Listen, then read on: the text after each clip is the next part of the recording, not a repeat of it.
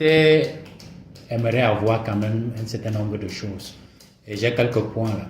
J'aimerais savoir, la microfinance, on n'en parle pas beaucoup. Qu'est-ce que ça peut apporter pour nous, les membres de l'IEP Liman? La microfinance, c'est encore un nouveau produit de Cengroup. N'est-ce pas? La microfinance apporte une autre option pour faire les retraits des membres de l'IEP Liman. Vous savez, dans l'IEP Liman, quand vous avez un pack de 51 200 $, vous recevez votre argent par banque. Et donc, par banque, au Cameroun, particulièrement, c'était UBA, c'était Afriland First Bank, c'était sans publicité, hein. C'était Afriland First Bank, c'était EcoBank, c'était BGFI. Donc, actuellement, la microfinance est la seule banque où les membres de l'IEP Liman peuvent recevoir leur argent en toute quiétude. Comprenez? Okay. Ça veut dire que c'est un produit de Cengroup qui apporte une autre option, n'est-ce pas, pour les retraits de l'IEP Liman. À ce moment, il faudra toujours avoir 51 pour pouvoir. Oui, il faut avoir toujours 51. Mais nous sommes en train de voir dans quelle mesure on peut même mener ça à 25 000. Parce que c'est notre microfinance. On peut voir ça dans ce sens-là. Avec la pénurie des cartes, on peut également mettre ça comme un atout pour permettre à nos clients d'être satisfaits. Parlant de la pénurie des cartes, bon, étant au pays, j'ai voulu rentrer en possession de certaines cartes. Alors, on m'a donné une carte et il y a un débat qui se pose là. J'étais à la microfinance, on m'a orienté vers ça. Alors, je voudrais que tu confirmes. Oui, ils m'ont orienté où je pouvais trouver les cartes Visa liées. Alors, il y a un débat qui se pose. C'est comme si ces cartes-ci ne fonctionnent plus. Et j'ai fait un test quand même pour le retrait pour ce mois, pour voir si ça peut marcher. Bon, on a créé le NU et tout ça. Et j'en ai pris assez pour pouvoir remettre à certains downline et tout ça. Alors, il y a un débat qui se passe là, que ces cartes ne sont plus acceptées et tout. Donc, j'aimerais ici que tu nous éclaircisses par rapport à cette carte. Peut-être ça va aider la communauté. Parce que beaucoup de gens ont ces cartes-là. C'est une carte UBA. Apparemment, ça ne marche plus. Alors, je voudrais que ça vienne de vous. Oui, en fait, ces cartes ne marchent plus. Ne marchent plus parce que ça ne vient pas de nous. Vous voyez, nous avons des cartes. Nous sommes un prestataire de l'UBA. Vous voyez, nous sommes un prestataire de l'UBA. Et lorsqu'on délivre une carte à un client, on doit rentrer en possession de ces documents. Parce que UBA fait souvent des contrôles inopinés. Donc, tous les cartes que nous avons données à nos membres, nous avons les documents de ces cartes-là.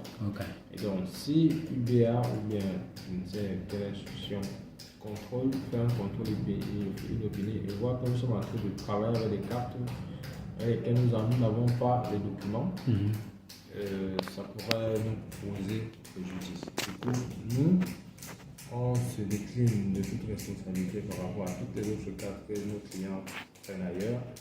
Nous, on paye uniquement avec les cartes que nous délivrons à l'entreprise ou alors que nos partenaires délivrent. Vous voyez, nous avons des leaders qui viennent acheter en masse ici et qui partent vendre les cartes. Donc, on ne peut pas permettre que les autres utilisent d'autres cartes, n'est-ce pas, pour faire le retrait dans notre système. On ne permettrait pas. Donc, ça veut dire que cette carte ne passe plus. Oui, ces cartes ne passent plus. Ça passait avant. Ça passait avant parce que justement, on ne contrôlait pas. Quand on a compris qu'effectivement, il y a une faille à ce niveau-là, on a donc mis un accent particulier par rapport à ça. Est-ce que c'est moi parce que UBA voudrait respecter les clauses de COSUMA qu'ils ont décidé de ne plus faciliter cette transaction? Ou alors ça vient de GIT? On ne pourrait pas se prononcer là-dessus. On ne voudrait pas se prononcer là-dessus.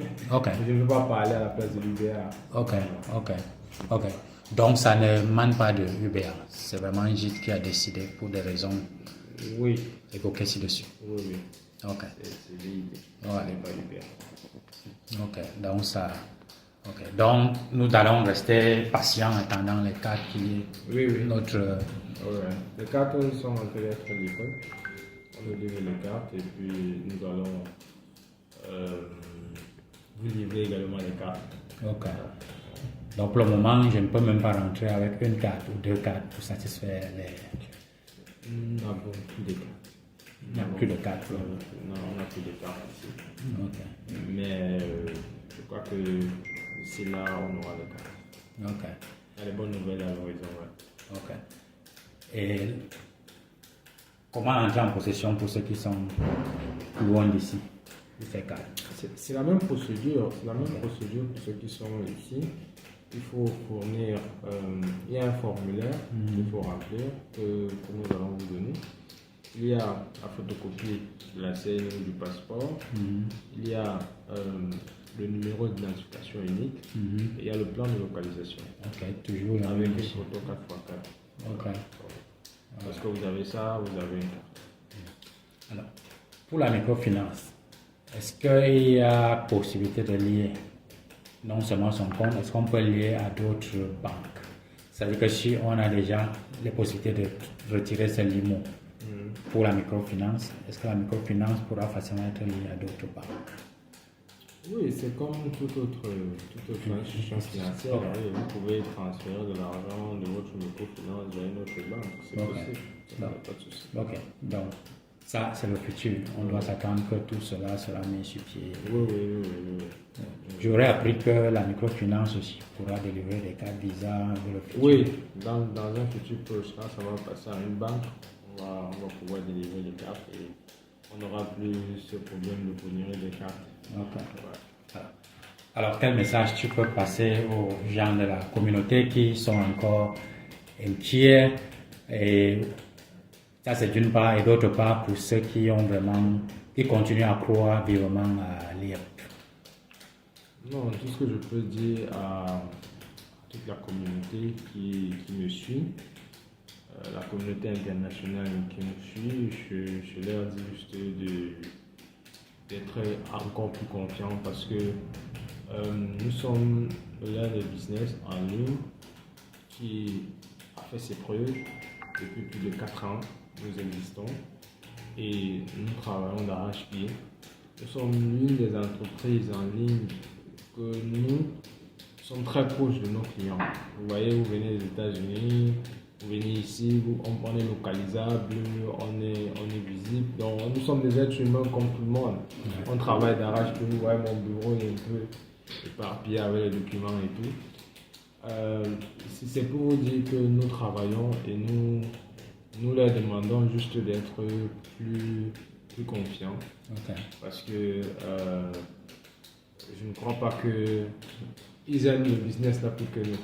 Okay. Nous, on aime plus le business que et puis on croit vraiment à ce business. On ne croit pas non seulement à ce business, mais on travaille pour que ça soit pérenne. Donc, vraiment, il n'y a pas la place à la panique, il n'y a pas la place, n'est-ce pas, au doute. Nous, on continue à travailler. Les mesures comme ça, c'est bien pour tout le monde. Parce que quand on laisse les failles, quand il n'y a pas de problème, il n'y a pas de problème. Mais quand on va venir détecter un problème, on va dire ah, il est plus mal fait dans. C'est pour ça qu'on prend les précautions nécessaires pour avancer avec tout le monde. Et ces précautions ou alors ces mesures que nous prenons, c'est pour le bien de tout le monde. Donc, ce que je vais leur dire encore, c'est de nous faire confiance. Vous nous avez fait confiance il y a de cela 4 ans, d'autres il y a de cela 3 ans, d'autres il y a de cela 2 ans. Continuez à nous faire confiance, vous ne serez jamais déçus. Okay. Merci, monsieur coach Innocent Pantou. Celui qui travaille d'arrache-pied pour nous.